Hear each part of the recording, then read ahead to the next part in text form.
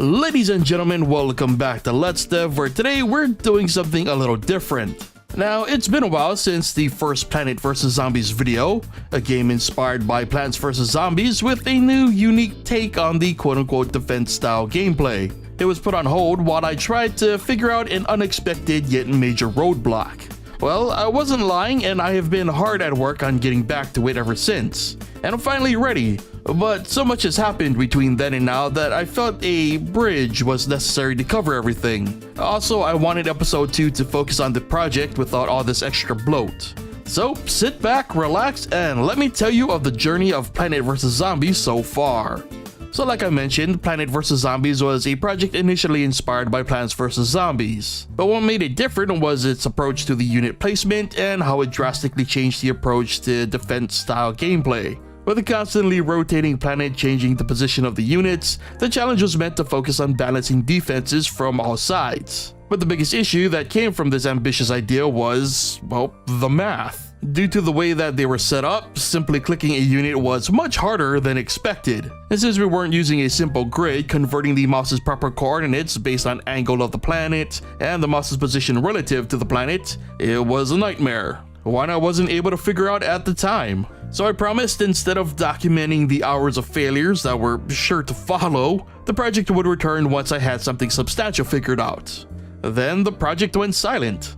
And in its place, I started a temporary detour project in the mini Plants vs. Zombies project. I figured it would give me enough time to work on Planet vs. Zombies issues and still provide something similar in nature in the meantime. But despite my best efforts, progress was slow and eventually came to a complete halt. I just couldn't figure out the mouse coordinates issue, and what's even worse, this wasn't the first time an issue like this has occurred. I've dealt with calculating the unusual mouse coordinates issue before when trying to make isometric games. In fact, it's the only thing that's keeping me from making isometric games either for fun or for the channel. And even following provided code and math from sources that clearly work, I've yet to ever get it working properly on my own. So dealing with it again in Planet vs. Zombies became exhausting. And so after months of failures and frustration, I decided the project needed to go in a different direction. And it was around this time I decided to nix the 2 scheduled mini Plants vs. Zombies videos and spend that time focusing on research/testing for a new Planet vs. Zombies experience. Something that was still unique, but in a different way. It would require a lot of time and effort, but if I was gonna make a change, a full and complete commitment would be required. And in order to help express this, let's take a look at a preview of the new Plants vs. Zombies. Now this is what Planet vs. Zombies look like in episode 1, and this is what Planet vs. Zombies will look like in episode 2 and beyond. The planet is less circular, which I'll address in a second, but for the most part it's the exact same with new temporary sprites representing our units. Unit placement has been moved to the menu to the left. This will evolve over time, but the essential Plants vs. Zombies unit placement/feel returns via this menu system. Now, indeed, this isn't all that's different from the original, and you may be asking yourself, what's the big deal? Well, let's make one little adjustment.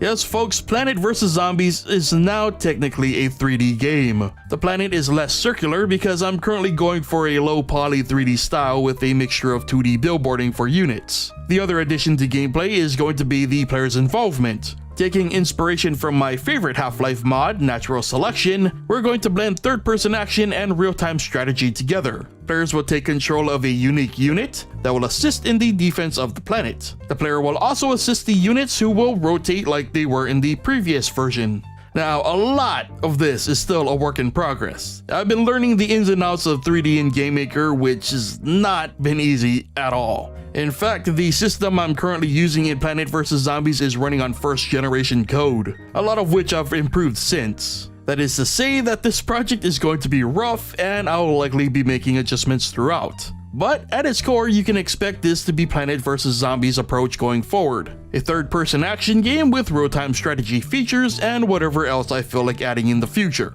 And with that all out of the way, we can now move on to Planet vs. Zombies episode 2, where our journey into the new and even more ambitious rendition begins. It's already been one hell of a long road to get this far, and I have to give a huge shout out to Dragonite Spam here on YouTube for providing GameMaker's 3D code in a context that actually makes sense. Like, the biggest hurdle in learning the new quirks of GameMaker's updated 3D code was the context. which is sadly missing from a lot of tutorials and help posts out there. But with that said, this brings us to the end of this little in-between episode of Let's Delve. There's a lot to get through, so I hope you enjoyed the change of pace just this once. And with that said, remember to leave a like if you enjoyed the episode, subscribe and turn on notifications if you haven't already, and be sure to leave your thoughts on our progress in the comments. Thank you so much for watching, and I'll see you guys next time.